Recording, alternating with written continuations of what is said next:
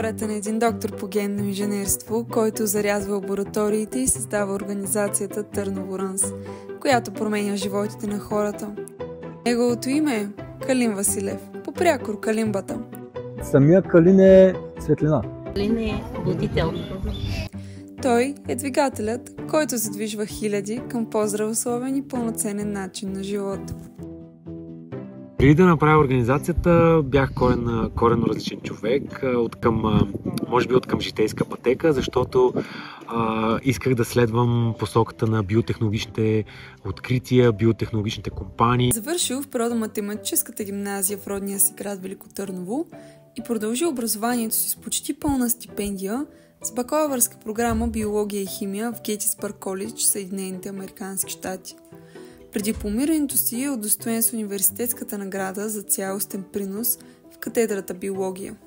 При мен всичко е било свързано с много труд, с много постоянство и целеустременост.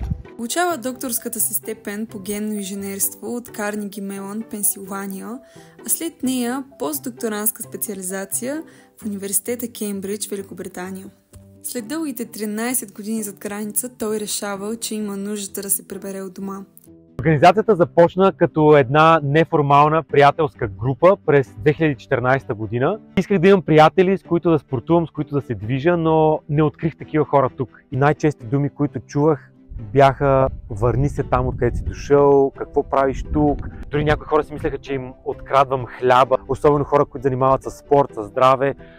Те не виждаха това, че е нещо добро за цялата ни общност. Тази приятелска група започна да израства и да пораства и след кратък период от време бройката хора толкова много порасна, че се наложи да регистрираме официално сдружение. Как бихте описали Търново Рънс с една дума? Цялост. С една дума? Да.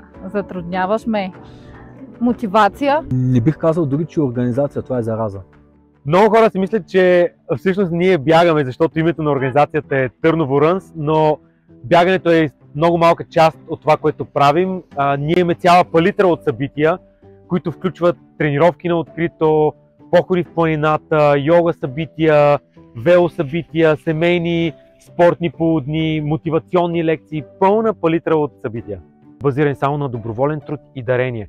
10 години да оцелееш на този принцип не е никак лесно. Да промениш една шепа хора, които си им направил живота по-добър и са станали по-позитивни, това е огромно постижение. За последните 10 години той и десетки доброволци сбъдват стотици безплатни събития. Заради инициативата си той е удостоен с приза Будител на годината за 2020 година, а наскоро печели и наградата за местни герои от Европейската комисия в Брюксел. Калин Василев.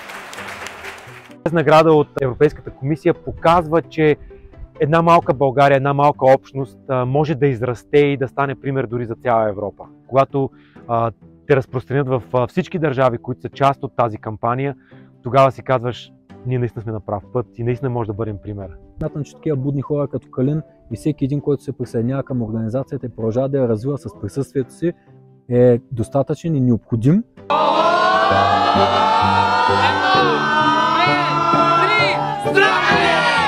Можеш ли да дадеш един съвет на младите? Винаги съвет, който...